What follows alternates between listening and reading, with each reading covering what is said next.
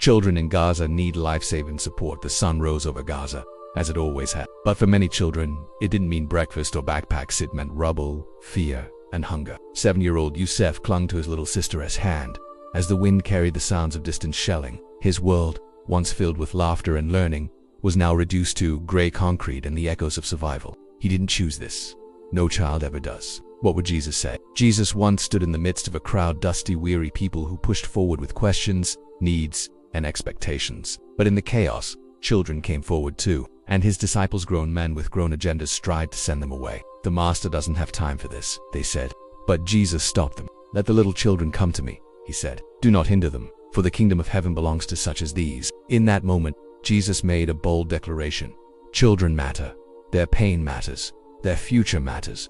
He didn't see nationality, religion, or geography. He saw souls, tiny hearts designed by God, full of potential, full of purpose, and worthy of love. The children of Gaza, not headlines, but human Gaza is more than a news story. It's a place where children are trying to sleep amid the sounds of war, where mothers ration food, where fathers dig through ruins with bare hands. But even here, Jesus sees, and if we call ourselves his followers, we must see too. He said in Matthew 25, "Whatever you did for one of the least of these, you did for me." So what do we do for the USFs of this world? Do we scroll past, or do we stop, pray, give, speak, advocate? Modern story.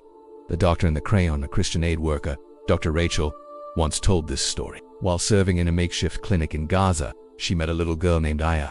Aya had survived a bombing. She had no home and only one toy left, a broken red crayon. Dr. Rachel bent down and said, "What do you want most?" "Sweet girl, Aya didn't ask for toys or candy," she whispered. "I want to feel safe again," Rachel wept. And in that moment, she remembered Jesus' words, "Blessed are the peacemakers, for they shall be called children of God." She knew then being a Christian wasn't about avoiding the fire, but stepping into it with love, justice, mercy, and our response, some might say, that's not our problem. But Jesus never said, love your safe neighbor. He said, love your neighbor as yourself. Love your enemies. Be merciful, just as your Father is merciful. Our faith is not neutral in times of suffering.